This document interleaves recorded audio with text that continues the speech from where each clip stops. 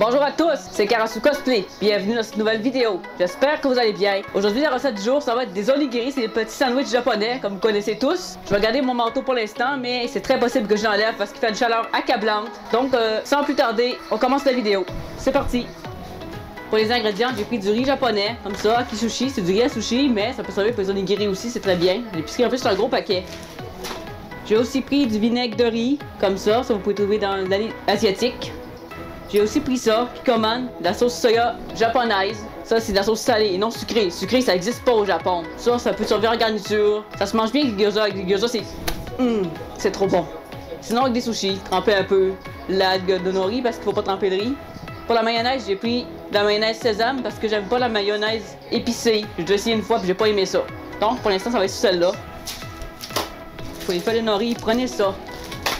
Parce que précédemment, j'avais acheté ça, mais j'ai été pigeon. J'ai pris la marque la plus chère du Super C à 9 piastres le paquet. Oui, j'ai été pigeon, je sais. C'est pas très brand de ma part. Surtout que c'est la marque Sushi Shop, c'est la grosse marque, c'est des petites feuilles de nori. Moi, je veux des grandes feuilles.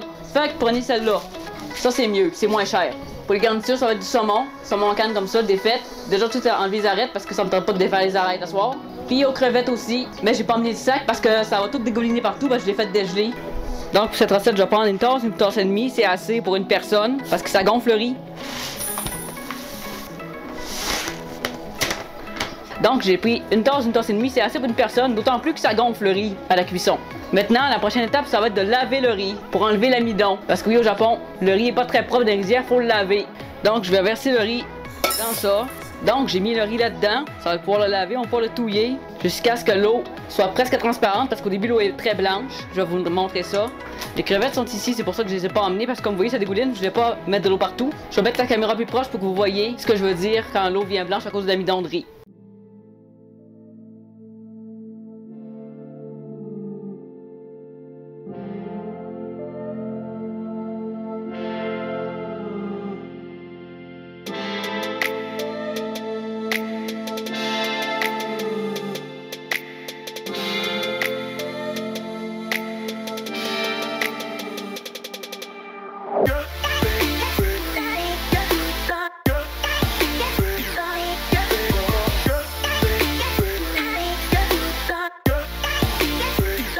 Là, comme vous voyez, l'eau est blanche. Comme ça, on va un petit peu la faire flotter. Ça, c'est normal, c'est l'amidon qui se fixe à l'eau. Comme ça, il faut le touiller comme ça 5-6 fois. Comme vous voyez, l'eau est très blanche. Après ça, on va le vider comme ça. Mettre sa main comme ça. Attention que le riz passe pas. Attention parce que le riz veut se faufiler. Ça, c'est un rinçage, puis il faut le rincer encore. Comme ça, il faut que l'eau soit au-dessus du riz comme ça. Après ça, on refait la même étape. Il faut le laver au moins 3 fois. Il y en a qui le lavent 6 fois, ça dépend. C'est jusqu'à ce que l'eau soit plus trop, parce que comme vous voyez, l'eau est encore blanche. Ça, c'est normal, c'est l'amidon.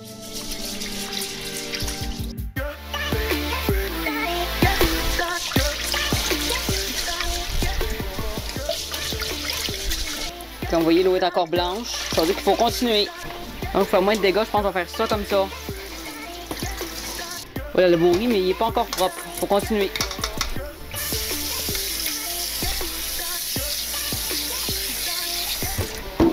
Là, c'est la 4e fois. Après 4 fois, j'estime qu'il est quand même assez propre. C'est ce que ça donne.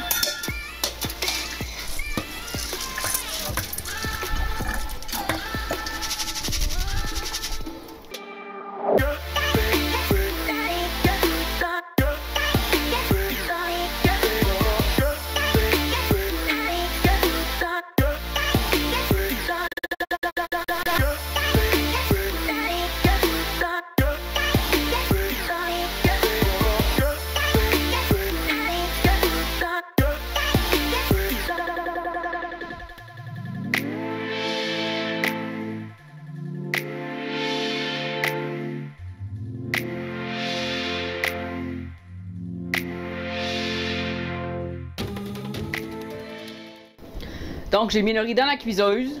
On va montrer un peu ce que ça donne. Donne comme ça. Faut qu'il y ait une couche d'eau au-dessus du riz parce que s'il n'y a pas assez d'eau, ça va coller. S'il y a trop d'eau, ça va être trop pâteux. Donc voilà à quoi ça ressemble. Là, je vais le mettre à cuire. Puis au besoin, j'ai même la petite cuillère pour le décoller. C'est une cuillère faite pour le riz. Puis après ça, il faut mettre le couvercle dessus comme ça. Voilà. On va y laisser le temps, quelques minutes. Donc, j'ai mis mon riz dans la cuiseuse. Comme vous voyez, le voyant est rouge parce que je viens de le mettre à cuire. Faut que l'eau dépasse le riz parce que s'il n'y a pas assez d'eau, ça va coller. S'il y a trop d'eau, ça va être trop pâteux. Puis ça sera pas mangeable. A few minutes later. Donc, j'ai terminé la cuisson du riz. Voici le riz que j'ai préparé ici. Encore un peu chaud, mais c'est pas grave. On va laisser refroidir encore un petit peu. J'ai rempli un bol d'eau ici parce que avec le vinaigre, le riz colle. Ça va être pour me laver les mains un peu. Je vais prendre des napkins aussi pour m'essuyer les mains ici. J'ai réduit les crevettes en une pâte pour que ça soit plus facile à mettre dans les onigiri, comme ça. J'ai pas mis tout le paquet parce que ça en ferait trop, puis je veux pas en faire trop. J'ai ouvert aussi préalablement le saumon, qui est déjà désossé. La mayonnaise, on va l'ouvrir aussi. Donc, sans plus attendre, on va commencer le dressage de nos onigiri. J'ai mis une assiette ici pour les faire. On va d'abord saupoudrer un peu de vinaigre de riz dedans, mais pas trop parce que sinon ça va être trop vinaigré. Ok, comme ça. Je dirais que c'est assez, là. Faut pas en mettre trop.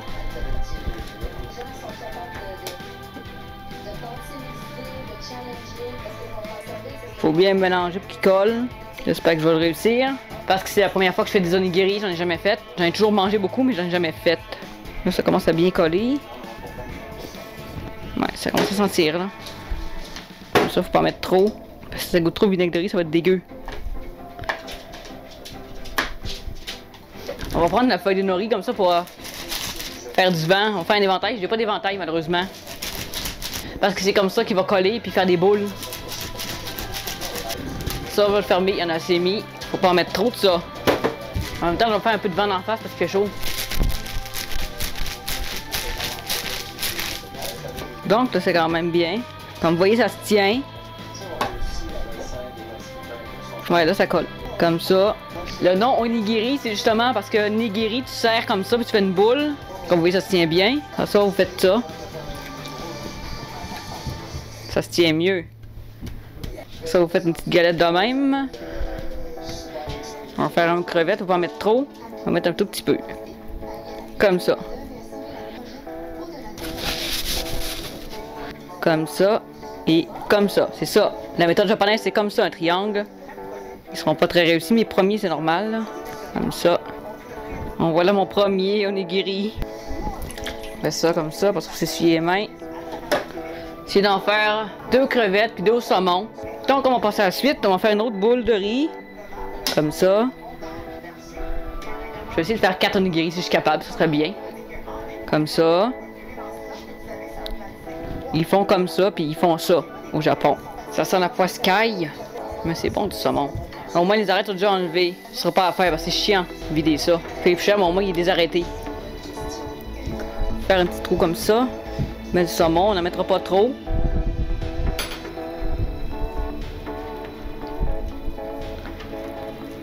On fait le dessous comme ça. Ah, le deuxième est mieux. Après ça, il faut les laisser se figer. Donc pour l'instant, ça donne ça. Ça ressemble plus à une boule de riz, mais bon. C'est comme ça que j'ai vu les Japonais faire quand j'ai regardé des vidéos. Là. Je garde ma bague, c'est pas grave parce que c'est pas du vrai métal, fait que ça rouillera pas. Faut toujours avoir les mains mouillées parce que comme vous voyez, ça colle extrêmement beaucoup aux mains. C'est comme ça un onigiri. Comme vous voyez, c'est un petit triangle. De toute façon, il fait un petit trou au milieu, juste pour mettre la garniture.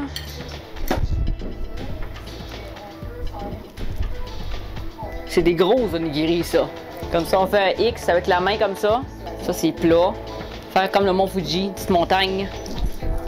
Bon, ça, c'est le dernier au saumon. On va essayer de garder un petit peu de riz. Comme ça, regarde, vous voyez. J'ai un petit peu de misère à couvrir. Je les ai fait un petit peu trop gros, mes onigiri. En même temps, il y a juste une tasse et demie de riz. Fait que c'est normal, je peux pas en faire beaucoup. Le but, c'est de pas en faire beaucoup. Comme ça. Oh, il est beau, lui. Parce que je suis abonné à une chaîne d'un cuisinier japonais, c'est comme ça qu'il fait les onigiri. C'est ça qui m'a donné goût après avoir vu Mademoiselle Soso faire des onigiri. Et voilà, un onigiri. C'est de faire un peu triangle, mais ça marche pas vraiment. Là. Bon, il n'est pas vraiment triangle, mais c'est pas grave, c'est mes premiers. Et voilà, mes onigiri sont terminés. Voilà ce que ça donne. Il manque juste à mettre la feuille de nori. J'ai oublié la feuille de nori. Bon, j'ai réparé ma gaffe hors caméra parce que j'avais oublié de mettre la mayonnaise pour lier les trucs. Il reste plus de crevettes, il reste un peu de saumon. Je vais essayer de le reformer un petit peu. Là. Lui, il est plus pointu. Je vais arrêter de gosser après parce que je vais tout les défaire. Donc j'ai ouvert mes feuilles de nori. C'est des grandes feuilles, c'est ça que je voulais. Un peu comme le fan de manga, c'est des grands diamètres comme ça. Puis on va les enrouler dedans, comme ça. Ils vont mieux se tenir. On fait ça comme ça. Comme ça. Comme ça. Comme ça.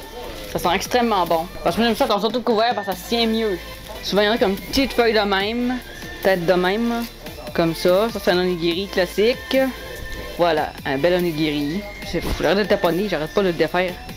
Je suis en train de commettre un sacrilège en faisant ça. Je pense qu'il faut pas faire ça. Comme ça, je pense que c'est ça qu'il fallait faire. Voilà, il en manque là. Ah, c'est quand même bien. Donc voilà notre onigiri. Il fait dur encore une fois. Je suis désolée de bafouer la culture japonaise. Je suis pas très bonne à emballer des onigiri. On va couper en deux comme ça. Comme ça. Ouais, il est beau lui. En tout cas, le mieux que j'ai pu faire, là, parce que moi j'aime pas ça, on fait juste une petite feuille comme ça. Là. Ça déborde de chaque côté, puis j'aime pas ça. Donc la recette est maintenant terminée. Ça a été compliqué et facile en même temps. Heureusement, c'est pas très long à faire. C'est juste que j'ai eu un peu de misère avec les feuilles de nori. Je pense que j'ai coupé un petit peu plus la prochaine fois. Mais le rendu est quand même beau. Je vous laisse découvrir ça. Voilà, c'est à quoi ça ressemble. J'ai hâte de goûter. Pour une fois, ma recette elle sera pas trop tard, donc je vais pouvoir goûter parce que ce que vous savez pas, c'est que pour ma recette de Sébastien, j'ai terminé à 23 h, donc j'ai pas pu y goûter parce que j'avais déjà mangé. Là, je vais pouvoir y manger, je vais pouvoir en manger au moins un, puis essayer d'en partager peut-être. J'essaie de montrer un peu.